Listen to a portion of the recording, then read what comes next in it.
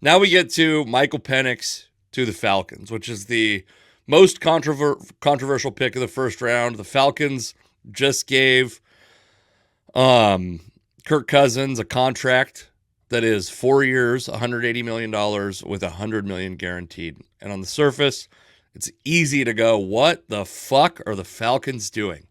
It's so easy to look at what the Falcons did and think they're this overcommitted, they've this overinvested in the quarterback position. They don't even give Kirk Cousins a chance to play a single snap in Atlanta before they replace him with a rookie.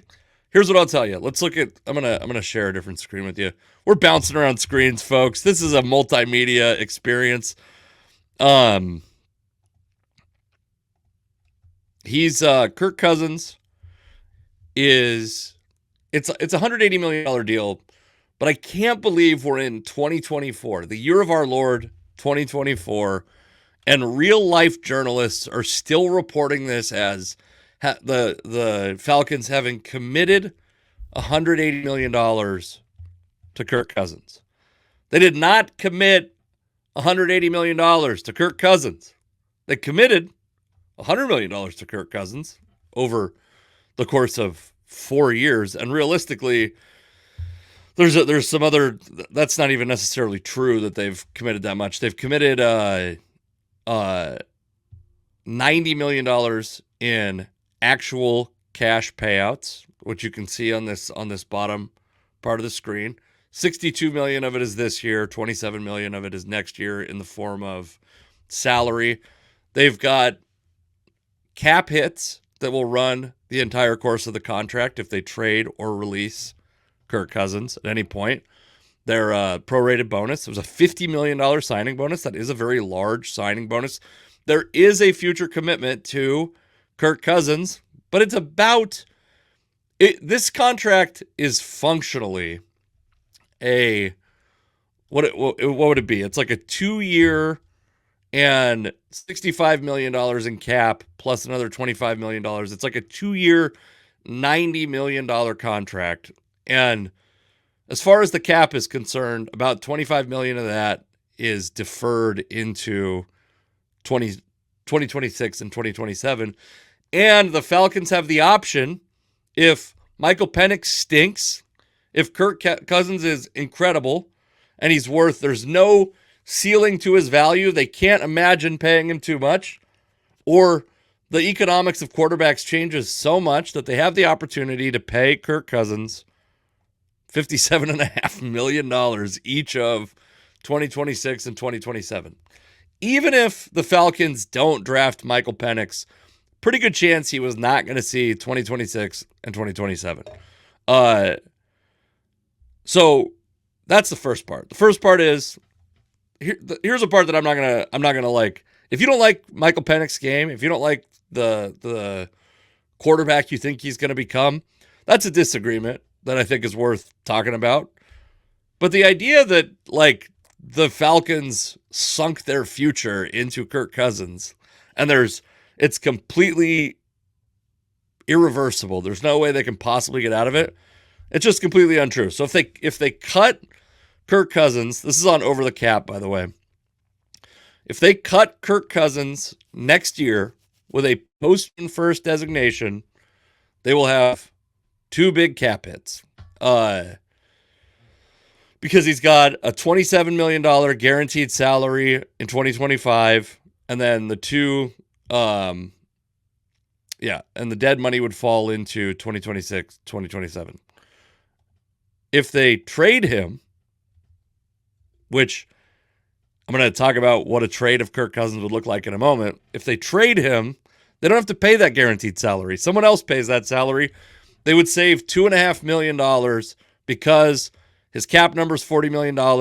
They would have $37.5 million in remaining fucking prorated bonus. So they would save $2.5 million against the cap. If you put a post-June 1st designation on that trade, suddenly they can save $27.5 million. And then it's obviously like it goes further down the line. If they trade him in 2026, like leading up to in the 2026 league year with a post-June 1st designation, they could save $45 million against the cap. And then same story in 2027. So they can get out of this Kirk Cousins deal.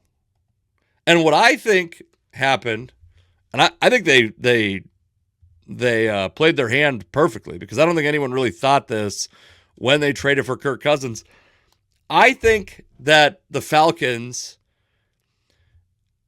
so at first people view Michael Penix as too much of an investment for a hedge against a veteran quarterback. It's too much money to spend. It's too much money to spend on a backup when you have this great veteran in the building. And I understand that people think that, because we haven't had a lot of time to process this. But what I actually think happened is, first off, what obviously happened is the Falcons fell in love with Michael Penix Jr. And I understand that, because as a fan, he might be my favorite player in the NFL at this point. Maybe the close second is Rome Odunze. I understand falling in love with Michael Penix Jr. I was not thrilled when Michael Penix Jr., frankly, was the team starter in Washington in 2022. I was not happy when he got named the starter. I didn't know a lot about him. You watch him play, you hear him talk. The entire draft process, he's been charming. He's so endearing. The fan base there is going to absolutely love Michael Penix Jr. And I think that obviously happened with the front office also. Like, they fell in love with him because they had to know they were going to get a world of shit. They were going to get an absolute world of shit drafting Michael Penix 8th overall with Kirk Cousins on the roster, with, frankly, like the other quarterbacks that were available. They drafted him before J.J. McCarthy. There were people who had Michael Penix falling into the second round and J.J. McCarthy being drafted 4th overall or 3rd overall, up as high as 2nd overall. And now he's drafted 11th or 10th. He ended up going 10th. We'll talk about that in a moment. But yeah, and Michael Penix Jr. goes 8th overall to a team that already has a quarterback. I think that the Falcons were hedging against the future of the position with the idea that they might draft a rookie, and they might have, by the way, 2 years from now, they're going to be looking at extensions for Kyle Pitts, for oh my God, Drake London, and right about that time, Kirk Cousins will probably be coming off the books. So people are going to shit on this front office. I am of the mind, and we talked about it on the podcast a couple weeks ago. You can go check it out. I'm of the mind. I think that it's the one that'll say Barnwell article in the description, I think. I'm of the mind that you draft a bunch of quarterbacks.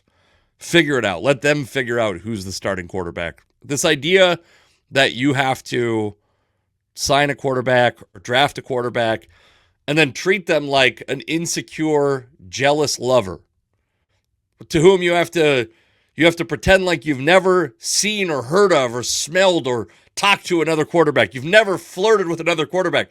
No, of course I'm not having meetings with other quarterbacks. No, of course I'm not considering another quarterback. It's complete lunacy. It's a complete fallacy. It's completely antithetical to what you want your team to. You want your team to be constantly attempting to improve, and that's the most important position in football. Stop treating these guys like divas. That's what I think. Let these guys be adults. And I actually heard, by the way, Kirk Cousins supposedly, and this is like a Twitter story, so he was shocked, angry when the Falcons took Michael Penix. And then his next question was, what's his phone number? I want to congratulate him. I like Kirk Cousins, by the way. I was mad when the Seahawks drafted Russell Wilson instead of Kirk Cousins. I've liked Kirk Cousins his whole career, and if you want a great Kirk Cousins listen, him talking to Shaq on Shaq's podcast, I think it's called like the Big Podcast, is great. I think this is a great move I think more teams are going to start doing this with the quarterback. The obvious parallels are Jordan Love and Aaron Rodgers and Brett Favre. The Packers, those aren't the only guys those teams drafted. They traded away Matt Hasselbeck. They had Mark Brunell at a point. They had Matt Flynn. They've had other quarterbacks. The Patriots, Ryan Mallett, Jimmy Garoppolo, Matt Castle. Oh man, I feel like there's another couple that I'm not thinking of. They also had Jacoby Brissett at a point. Like they drafted quarterbacks high also, and it caused some controversy. It caused some anger, but those teams won for a long time because they had great quarterback play the whole time. Of course, the Patriots never really got to they never got to benefit from Bill Belichick's ability to pick a backup quarterback that he could con some team into trading for. But the Packers have had very good quarterback play across 3 starters for the better part of 4 decades. And it's because of this. It's because they're willing to make a move that in 4 decades? Yeah, I think it is, right? Because Favre was there in the early 90s. So yeah. I want the Seahawks to do this. I want the Seahawks to be doing this kind of thing. More quarterbacks on the roster. The success rate of quarterbacks, the success rate of NFL players is very low. You can never have enough quarterbacks. You have to have a quarterback. You got to go get a quarterback. Okay. We can move on from that pick. Rome Odunze goes to the Chicago Bears. And I got to tell you, it's probably the most by the way, I think Atlanta is a perfect spot for Michael Penix.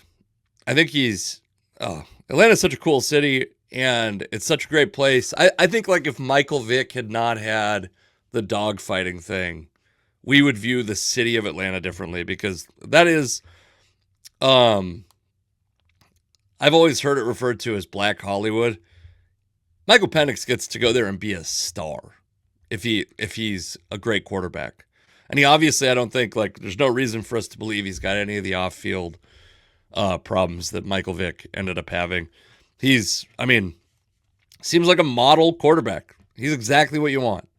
He is the true antithesis to Caleb Williams, a guy who really seems to be like have all of his shit together. And I'm jealous. I'm jealous that Falcons fans get to watch him play in their home stadium for hopefully the next 15 or 20 years. Probably not that long. I do like the Michael Penix old jokes, by the way. I saw one that was like the Falcons brought in Michael Penix to mentor Kirk Cousins. The man's 23 years old, but they're funny jokes. I still enjoy them.